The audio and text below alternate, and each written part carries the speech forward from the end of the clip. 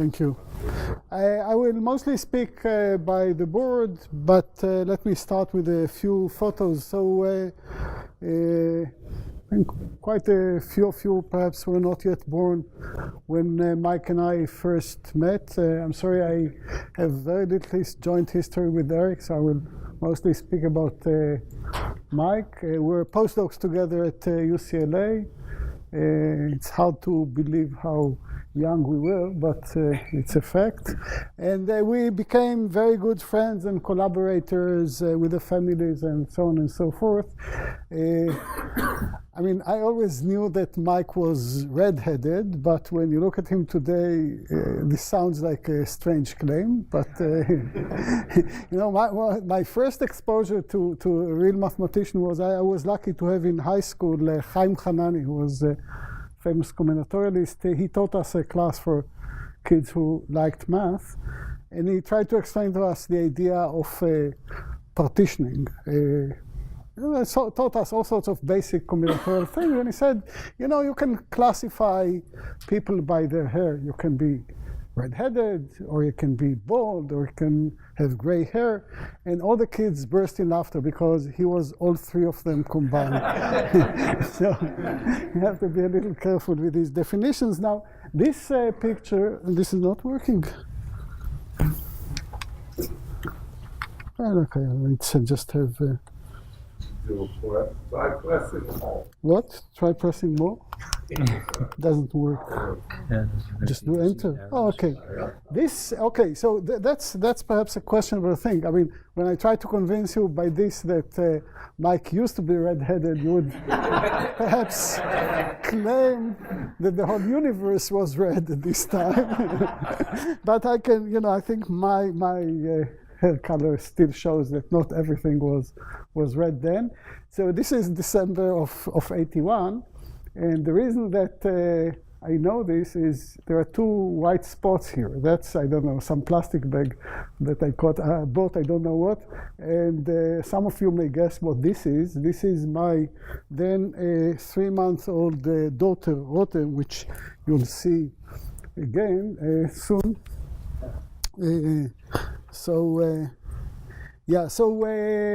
I looked up my record in DBLP, and you can see here that Mike is still leading. We have tons of joint papers, but Mike, we should get, as you see, my wife, Michal, who is a biologist, we do stuff in bioinformatics, is a close second, and so we should do something about this. Anyway, for years, we used to visit each other. I came to this country, Mike came to us. We really enjoyed a lot. I think we were a very good match in terms of joint research. We're good at listening to each other and you know, bringing out the best out of each other. The white dot that you saw in the previous picture, that turned out to be our daughter Rotem, and here Mike is reading to her some story. I don't figure out what that is, but so just to show you how the domestic thing, and that's another picture from old times. And okay, so enough with that. Now we go to math. Okay. Yeah, please. Okay, so those of you who have heard me speak in the past several years know probably that I'm very interested, and this has been a main theme for my work and with students and collaborators and so on, what we call high-dimensional combinatorics. So generally speaking, essentially everything that we do in basic undergraduate combinatorics or discrete math classes, if you think about these things from a geometric perspective, they're one-dimensional. They have very interesting higher-dimensional counterparts. Perhaps the quickest way to bring this idea home to computer scientists is that to speak about simplicial complexes. So if you have a large system that is governed by pairwise interactions, then the obvious thing that you want the obvious modeling tool is a graph. And then that's a main reason why graph theory is so crucial in any application of math to anything in real life. But of course, there are lots of situations where the basic interactions are not pairwise. They involve more than two parties. And then you would naturally tend to say, okay, that let's work with hypergraphs, but hypergraph theory is not nearly as developed as graph theory, and so you have to do something. And an obvious something to do is to restrict yourself to a very important class of hypergraphs, and that's simplicial complexes, which are just a collection of sets which is closed under taking subsets. But this also has a very natural geometric perspective or point of view, and actually this is how it got studied initially. So on the one hand, you're limiting yourself with the kind of hypergraphs that you're studying, but what you get in return is that a geometric perspective really comes in a very natural way, and this provides lots of interesting questions and challenges and results and so on and so forth. So I will not, this has been a major subject for, as I said, myself and my students for the past several years. But I want to concentrate today on just another class of higher dimensional, which is, they're all simplicial complexes, but they're a very special kind of simplicial complex, and that's the higher dimensional analogs of trees, okay? So what should trees, I mean, I certainly don't have to convince you that trees are extremely important in almost anywhere anything that we study. So the question is, what should be the correct higher dimensional analog of trees, and what are the properties, everything that we know. One nice thing about this general, I don't know, kind of work is that we're always working with an eye to the classical situation. So we understand the one-dimensional classical situation reasonably well. We've been studying these things for many years, and now we can ask the analogous question in higher dimensions. Are the same phenomenon, just a routine variation of the same? Are there completely new phenomena? How do you prove things, and so on and so forth? So trees are really a good place to study this. And of course, I certainly don't claim that there is only one way to define these things, but the one that I'm going to be discussing today is certainly very interesting and very rich, and you'll see also a little bit of how the geometry comes in, although I'm not going to emphasize any of this. So if you either forgot your topology or never had a lot of it, this is not going to be a problem. If you do, then you probably will be able to appreciate some of the questions and issues even better. So the definition that of a hypertree that I'm following today was first defined by Gil Kalai in a very beautiful 83 paper, and I mean, it certainly wasn't neglected. I mean, people refer to it, but there was not a lot of activity around this over the years, and many of the things that we are doing today in this high-dimensional combinatorics is really in a very similar spirit. So let me try to explain how Gil defined what high-dimensional trees ought to be like, and I'll start with that, and then we'll see, many questions that are natural to ask and some answers that we have. There are still many more things that we don't know compared to what we know. So we really like to work by analogy. This is really a crucial thing. So you start with the incidence matrix of the complete graph.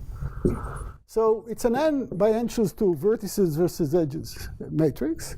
And if this is, so we identify columns, or we index columns by subsets of size 2. And if this is the column corresponding to ij, then in row I there is a +1, in row j there is a -1, and there are zeros everywhere else. You might ask why plus and minus and not minus and plus and not plus and plus. It really, so plus and minus or minus and plus you'll see it really doesn't matter. So you have to make a choice, an arbitrary choice, and stick with it. That's all. So it's still an undirected graph. If you want, but it's really not important. So if you want to think about it, you can think that you have to pick. By the way, you're all encouraged. Ask questions, make comments the whole time. Don't wait to anything. So you can think of it that you take the complete graph and you pick an orientation. You have to pick an orientation. Which one you pick wouldn't affect anything, but you have to have one. And then you really think of this from a linear algebra perspective. The rank of this matrix is n minus 1. Why? Because there is exactly one equation or one linear dependence among the rows, which is the sum of the rows is a zero vector. Every column has one plus, one minus. And then it's very easy to check that this is the unique one. And then in this context, it's very natural to ask, okay, show me column bases. So the rank is n minus 1, which means there are various choices of n minus 1 columns here, which, if I look at this set of n minus 1 columns, they're linearly independent. They span everything else. And then I can come back and look at this from recall that this is not just annual matrix. It's indexed by such things. So when I pick a column, I've picked an edge. So it's a graph. This corresponds to a graph with n vertices and n minus 1 edges. And if you spend a minute thinking about it, such a graph is precisely a tree. So that's a way of understanding what trees are in the usual definition that we employ. And this really gives you a way of continuing to higher dimensions. And so just mostly it will be enough for me for essentially everything that I do today. And if this makes your life easier, then you're most welcome to. I would just go to dimension 2. So everything that I say would work in every dimension, but I think if you're not so experienced in these things, that is still easy to visualize, even if if this subject is new to you. So what are we going to be looking at when we talk about dimension 2? We're going to have hypergraphs which have vertices, edges. So edges is as in graph theory, and I'll just call them faces. A face is short for a two-dimensional face. It's a triple. Okay, so that's all I have. This is everything. I'm not going to have anything else. So in particular, I'll just do one first step now, and I'll return to this. So just to work by analogy and explain what a two-dimensional tree or hypertree should be, the way we go from here to here, and I'll explain in a second why this particular choice is now we move to an n choose 2 by n choose 3 matrix. This is indexed by pairs. This is indexed by triples. And if this is the column that corresponds to the triple ijk, then here in row, let's say I less than j less than k, then in row ij I write a +1, in row ik I write a -1, and in row jk I write a +1. So this may look a little mysterious why this particular choice. It makes a lot of sense, and these are, these matrices, of course, we haven't introduced them. They've been in topology for a long time. They're boundary operators. But in 2 dimensions, one of the nice things is you can still have a very convenient, it's very easy, again, to visualize, even if the subject is relatively new to you. So what you do, you think of it this way. I pick an orientation on the edges, and we said it really doesn't matter which orientation you pick. You have to pick one. So let's say the arrows go from small to large. So let's say ijk is 1, 2, 3, just to illustrate. So the edges here go like this. And now I pick an orientation also to the triangle. So if I pick this orientation, then you see the triangle's orientation is consistent with 1, 2, is consistent with 2, 3, and it's opposite to 1, 3. And this is why we write them in the plus minus plus fashion. Okay? Okay? Yeah. Good. So what now we have here the pattern or the model at which we were. Then let's do the same thing. So the rank of this is n minus 1 choose 2. That takes a little bit more thought, and I'll just tell you the first few lines of the calculation. As before, we have to understand what the linear dependencies among the rows are, and that will tell you what the rank is, and something nice to check and very simple. And if you had any topology in your past, then you must remember this battle cry: del times del is 0, whatever that means. And this means in this case that if you multiply this matrix by this matrix, you see they fit, right? This is n choose 2, n choose 2, so they can be multiplied. You get the whole 0 matrix.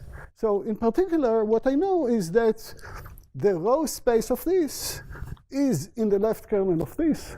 So this means that the rank of this is at most n choose 2 minus the rank of this, which is n minus 1 choose 2. And then you check that that's it. And you get this n minus 1 choose 2. And now we go by analogy and we ask the same thing. So we want to understand column basis. And the same thing works. So these are going to be some choice of n minus 1 choose 2 columns here, which are linearly independent, span everything else. And such a thing we're going to, and again, we're going to identify it with a collection of triples. And this is what I'm going to call a two-dimensional hypertree.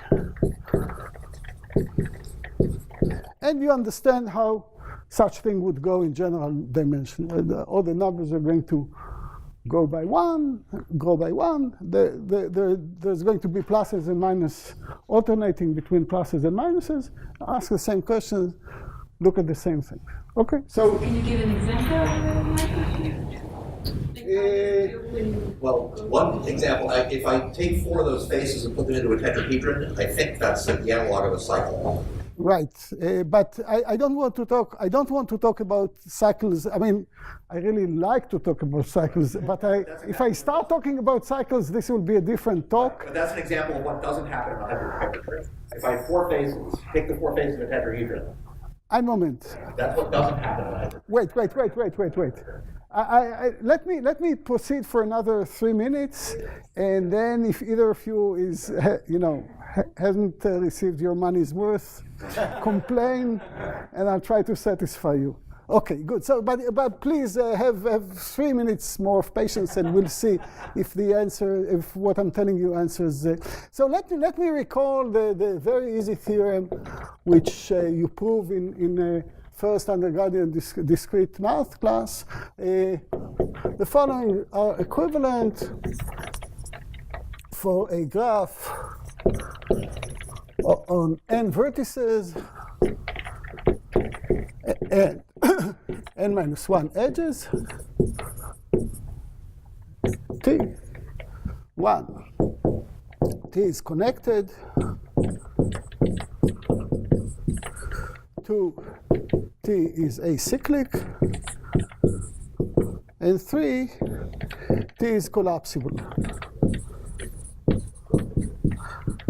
So I guess not everyone knows what collapsible is, but let's leave this aside for a moment, and let's just understand what these two conditions mean. And all this discussion really makes it very natural, because this means, connected means that if I look at the corresponding matrix, it has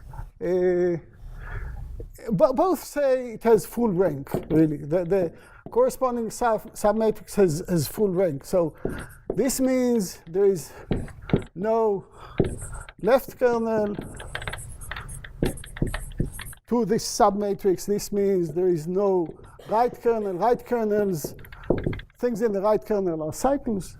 And full rank is equivalent, so that's fine. The equivalence of these two is really a very natural linear algebra thing. So let me spend a minute about collapsibility, which is very interesting. And let me say right away, the somewhat surprising thing that we're going to see here is that These are, of course, linear algebra conditions that I just pointed out, and collapsibility is a purely combinatorial condition. So, now do you want to pull the board below the paper? you know, somebody, I don't know who that is. Here's what that somebody did here.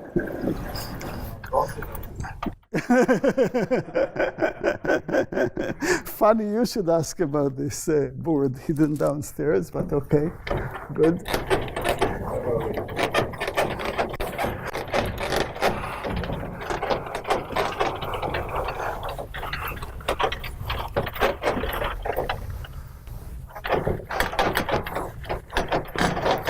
Okay, so what is a collapse? So it's something very simple in graphs. If you have a vertex of degree 1, then a collapse, an elementary collapse, means you throw away that vertex and that edge. And collapsible means that you do this repeatedly until you eliminate all the edges. So obviously the two things are equivalent. I mean, now you understand why that's also part of the theorem, but there's really this curious point that this is a purely combinatorial condition, which is equivalent to a purely linear algebra condition. Somewhat strange. So this is really a one-dimensional miracle. So that's one thing that you encounter very often when you're looking at things like higher dimensional combinatorics, that there are certain things that we're very used to which are really very, very specific to dimension 1. So let me give you this important example, which if you don't know, then that's something you really want to take home with you. Okay, so here n is 6. This is the 6-point triangulation of the projective plane. So I'm calling your attention to the fact it's easy, it's convenient for me to draw these things this way, but this vertex and this vertex are the same. Just for the convenience of the picture, I'm drawing it like this. So n minus 1 choose 2 is 5 choose 2, which is 10. And there are really 10 faces in this picture. Okay, you can count. Now let's see what happens. Now, certain things miracles which happened in one dimension no longer hold. Because here, when you're looking at this matrix, I was never specific about which field I'm working over. But so this is a hypertree. Let's say if I work over the rationals or the reals, but not over the field with two elements. In particular, one thing that you can see is that this is obvious. I haven't said what collapsibility means here. So in 2 dimensions, it's again, the picture is similar to that, and I'll explain it to you in a second. If you have an edge that is contained in a unique 2-dimensional face, then you can throw away that edge and that face. I'll explain this. Well, let me rather explain this right away. You see, if you're interested in questions like this, is it a cyclic? Is there a right kernel to this matrix or not? In general, you have some matrix, and you're interested in understanding the right kernel of this. That would be cycles. And now, how does this? How is a situation like this, how do we read it out in that matrix? This means, either this or that. And that's collapsibility, the elementary collapse in general. This means that this, being a vertex versus edges, or being an edge versus a face, there is a unique non-zero here. This is what these situations mean. And now, if there is a linear dependency among the columns, then you know that this column cannot participate. Because if this is in the support, if this participates, then who is going to zero out this guy? This can't happen. So you might as well eliminate this row and this column, and this is exactly what that picture showed. So what this argument says is that while this is true, this equivalence holds in graphs in one dimension. In general, this implication holds, but it's not, in general, doesn't go the other way around. Okay, good. So you already start seeing that some interesting, I mean, the behavior is richer, is more complicated, and okay. So the main beautiful result of Gil in that paper, and also the question that he has left open. So that's a very natural question: is how many? So I'll just call them for short D trees.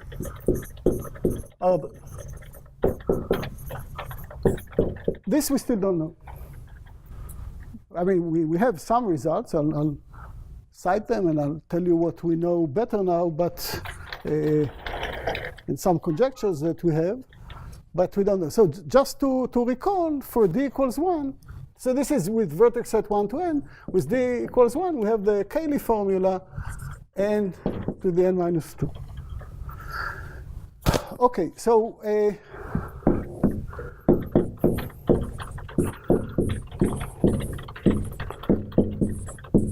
Gil came up with the following beautiful result. Are you counting isomorphisms here?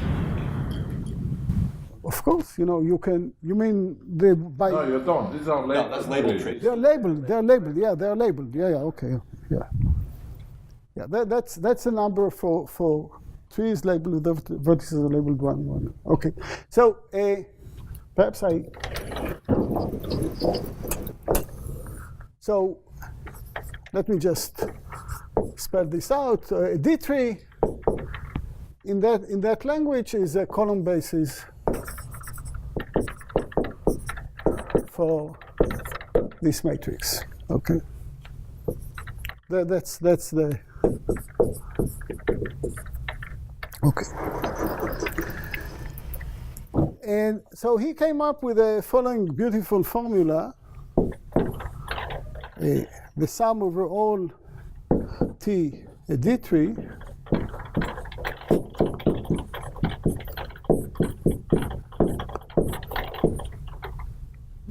don't take this too seriously at the moment. We will see about this in a second.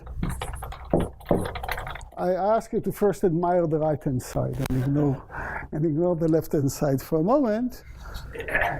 So the right-hand side is good, right? I mean, that's the kind of thing that you hope to get and you go up in dimension from D equals 1 to higher dimension. So, okay, what is this? So here we don't just count hypertrees, we somehow assign weights to them.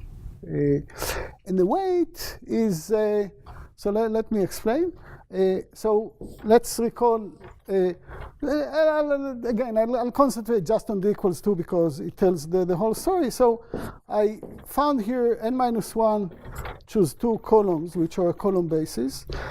I can, it's very easy, so this is n choose 2, and it's very easy to just chop off n minus 1 columns, everything that rows, that correspond to all the pairs that contain, let's say, n, and then these rows are linearly independent. That's very easy to check. So I get an n minus 1 choose 2 by n minus 1 choose 2 matrix, and this is the determinant. So this is a variation on, there are proofs of this which go by the matrix tree theorem, and what Gil did is that he found that an analogous proof can be carried out in higher dimension. That already tells you a few interesting things. So again, let me just stay with D equals 2. So how many trees are there? What can we say? So there are both a simple, I mean, once you know this, there is both a simple upper bound and a lower bound. The upper bound is completely trivial. It's certainly no more than that, which is a NE over 3. There is 1 plus little o of 1 here. to the n choose 2.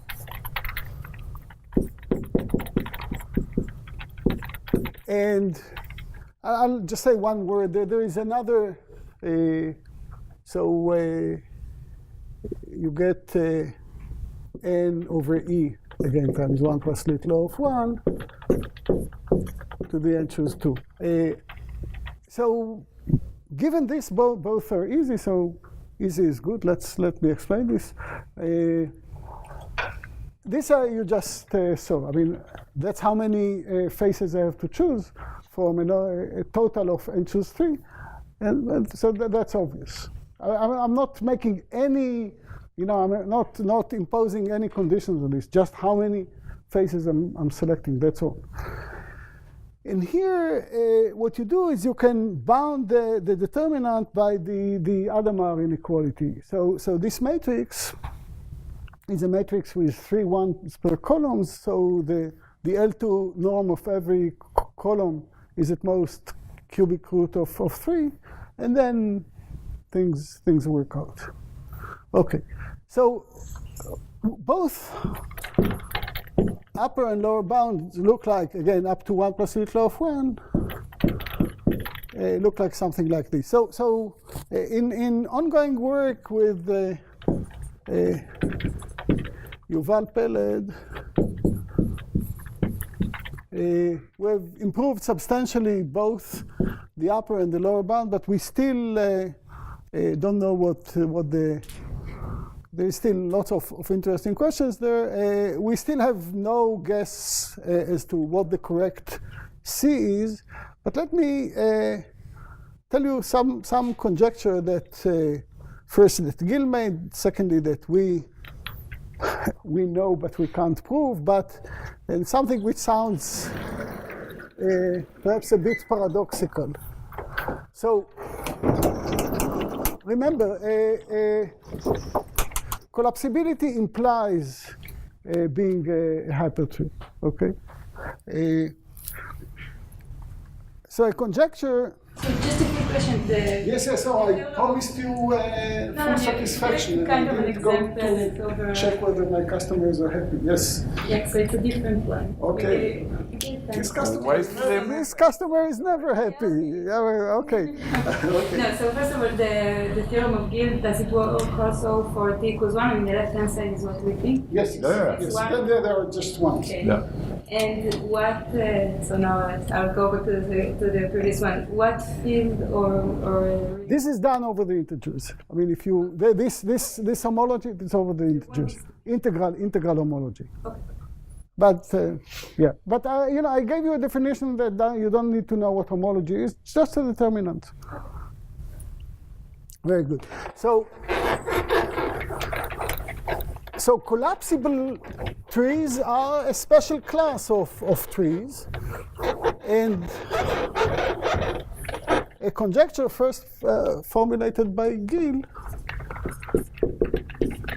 is asymptotically almost none of the trees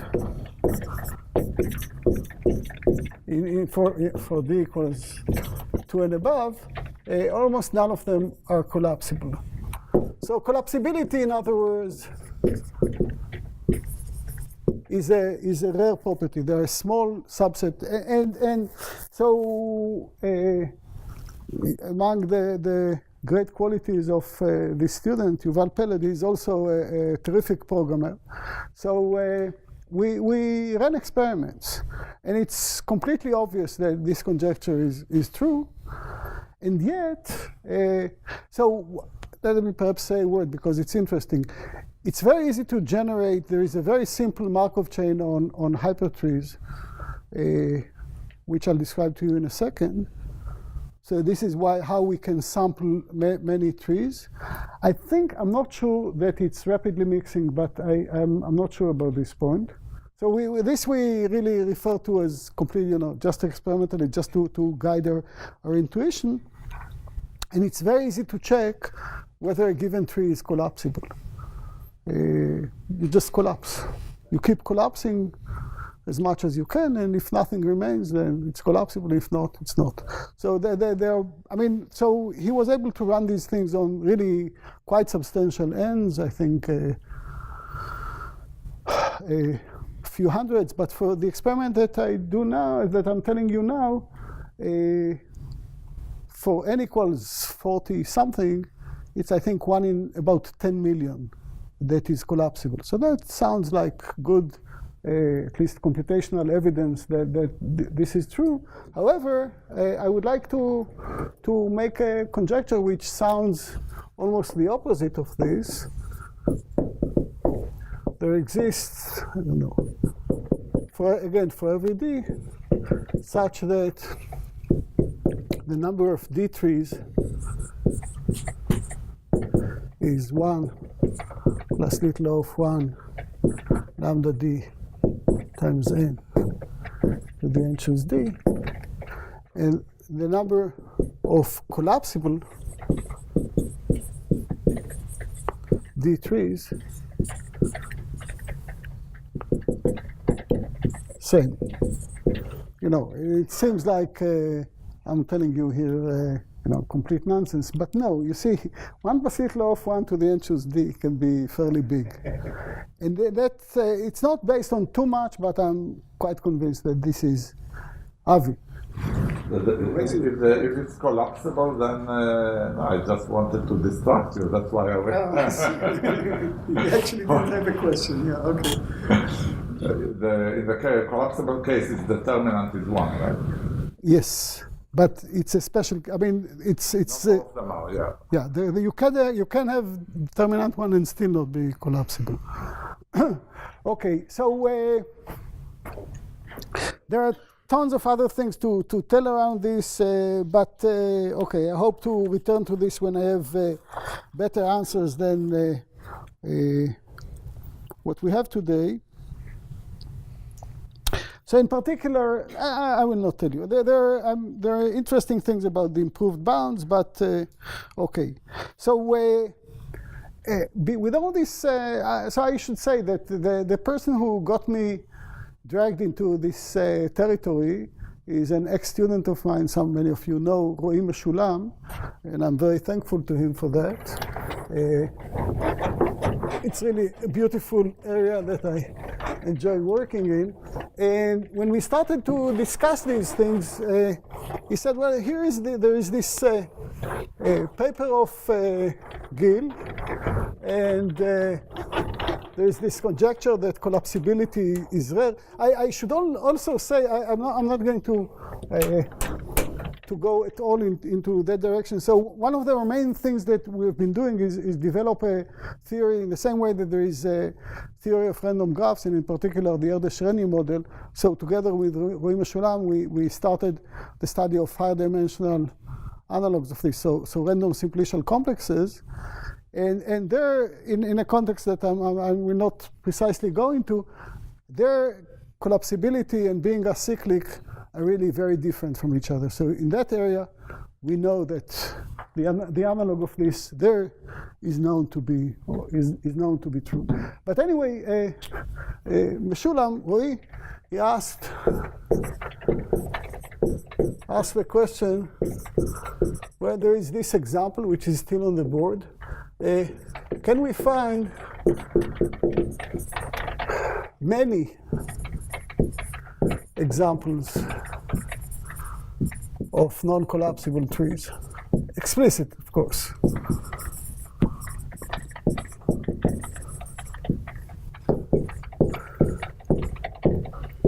So in work with So this means explicit. So in work, so theorem,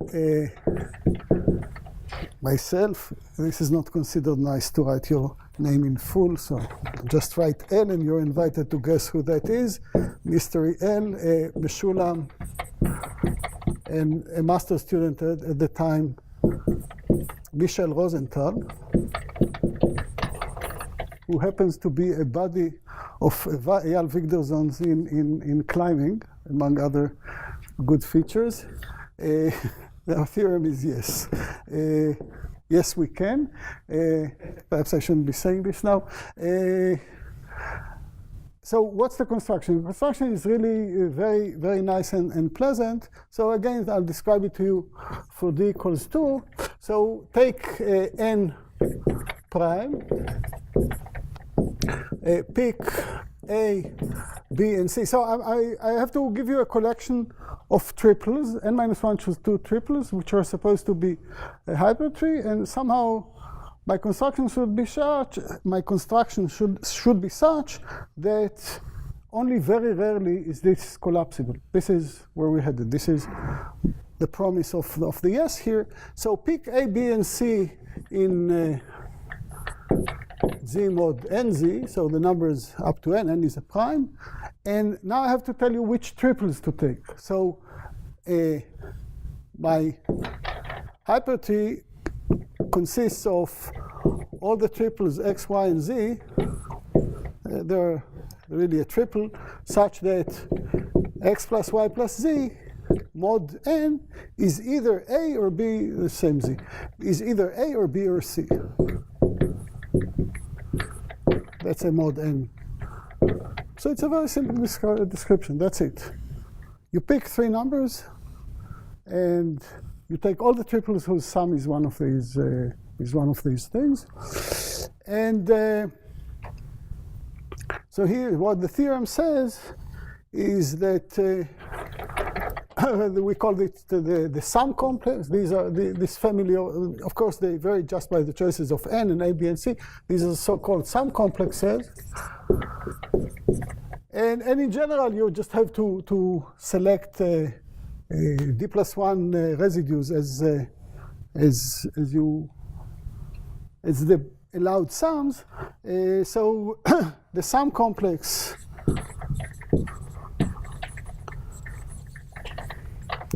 is always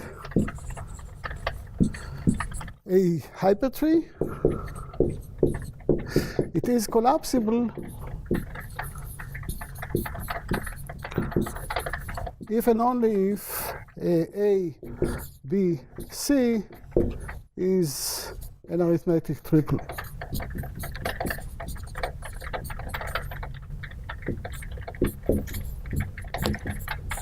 And in general, if and only if the residues that you have chosen form an arithmetic progression.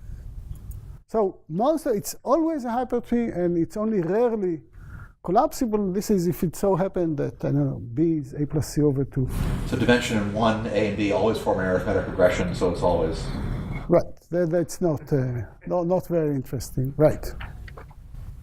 Okay, so I think the one last idea that how am I doing with time?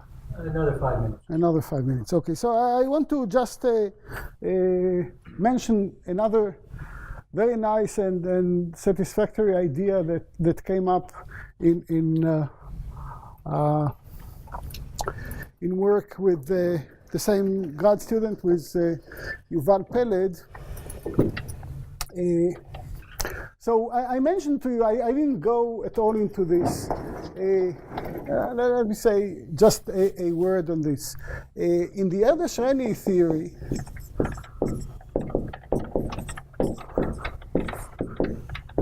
GNP theory, so you start with n vertices, every edge is there independently with probability p. And here, what does a random two-dimensional simplicial complex, what is it that we're studying? You have all vertices and all edges, what we call a full skeleton, and every face, every two-dimensional face is thrown in independently with probability p. Okay? So one of their great and wonderful discoveries of Erdős and Renyi, this is in the late 50s, early 60s, they discovered that there is a phase transition at p equals 1 over n. And which means p equals 1 over n means 1 over n times n choose 2 is roughly a half n. So in other words, you can think of it this way. You start with n vertices and no edges, and you start throwing in edges at random. And around time a half n, a giant component emerges. So giant means proportional and linear constant proportion of the vertices are there. So it takes more care to tell it precisely, but that's roughly the. And one of the main challenges that in work on the analog of this that we did was to find the counterpart of this in higher dimension. And in particular, one thing that really stood in the way is that there is really no good notion of connected component in higher dimension. So what is it that we're searching for? And what turned out to be the answer, and this was very satisfactory, is this notion of shade or shadow. So I give you a graph, and it's interesting in the disconnected case. So an edge outside the graph is said to be in the shadow of this graph if it connects two vertices in the same connected components. In the sun, if it connects two vertices in distinct connected components. And one easy observation is that that's an observation. If you just look at the Erdős and Renyi papers and you know all the work, so observation, the giant component emerges exactly when the shadow is as large as it gets, is of size omega of n squared. So a constant fraction, you have to know something about the structure of this giant component, but it's very easy. That, of course, you know, when you have a connected component of linear size, and it's not too dense, and it is not dense, then the chance that you pick a random edge and it's in the shade, or moreover that both vertices are in the giant component, is constant. So emergence of the giant component and emergence of the giant shade happened together. And this observation was really key for us in understanding how to carry over the Erdős-Renyi phase transition to higher dimensions. There are lots of interesting things to tell there, but of course we don't have time for that. And so Yuval and I asked ourselves, so when I give you an almost tree, so a forest with two connected components, then always the shadow is at least 1/2 of the edges, right? I mean, you want to make the shadow as small as possible, make these two guys equal 1/2 n. And then only if both vertices fall in the same side, you're in the shade. But so in other words, the chance that an edge is in the shadow for an almost tree is at least 1/2. So the question is, do these things behave the same in higher dimension? So I first have to explain what being in the shadow means, but this is very natural. If you have this perspective of the matrix of let's say, the n choose 2 by n choose 3, so this is pairs and all pairs and some triples, and I add a new column, which means I'm considering now, like there a new edge, or now it's a new face, that it's in the shadow.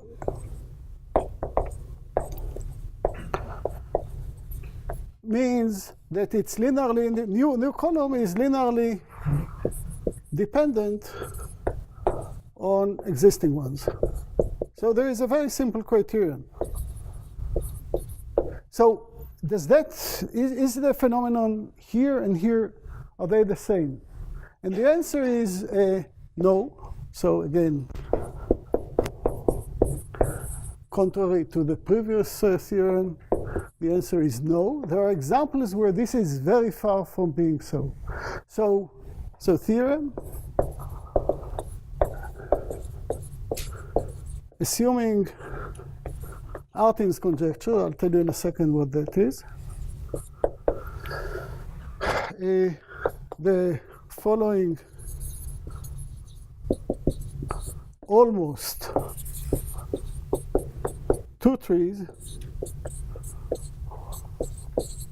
has no shadow. So again, just before I give the details, here you are in an almost tree. So it's a forest with n-2 edges. Here it's going to be a collection of columns that's linearly independent with n-1 choose 2 -1 faces in it. And every column that you add is linearly independent. And it's a very explicit construction. I'll come to Artin's conjecture in a minute. I'm about I'm fine with the time. So, and this is, so the faces here is all ABC such that are arithmetic triples.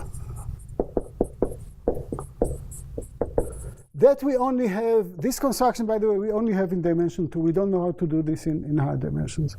So you have to check a couple of things that this is really an almost tree, and there is nothing in the shadow. It's not very difficult, but it takes work. What is Artin's conjecture? Or in other words, let me spell it out. So more precisely, if -1 and 2 generate, so n is prime. And the assumption is that -1 and 2 generate the cyclic group of the field of order n, which Artin conjectures that there is a constant fraction of the primes that do this, but this is open. But for those n, I mean, without making any reference to unproven things, if n is such that this condition holds, then this is an almost 2 tree with no shadow at all. And with this, I'll stop. Thank you.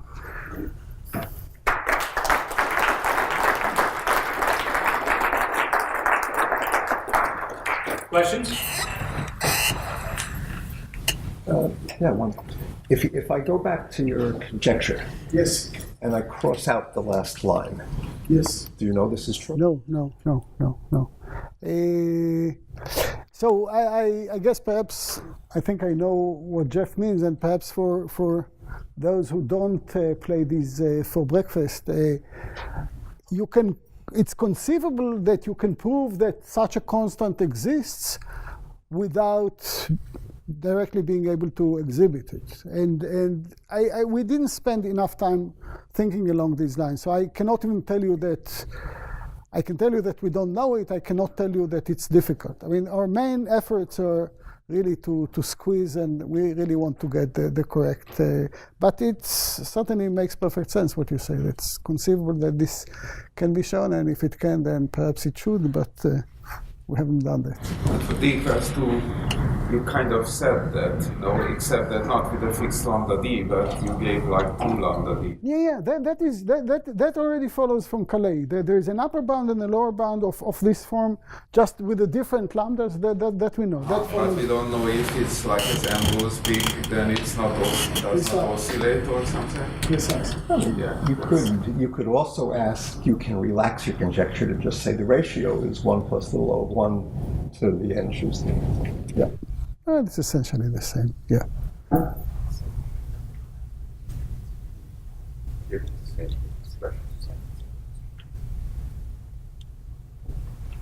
Okay, let's thank the speaker again.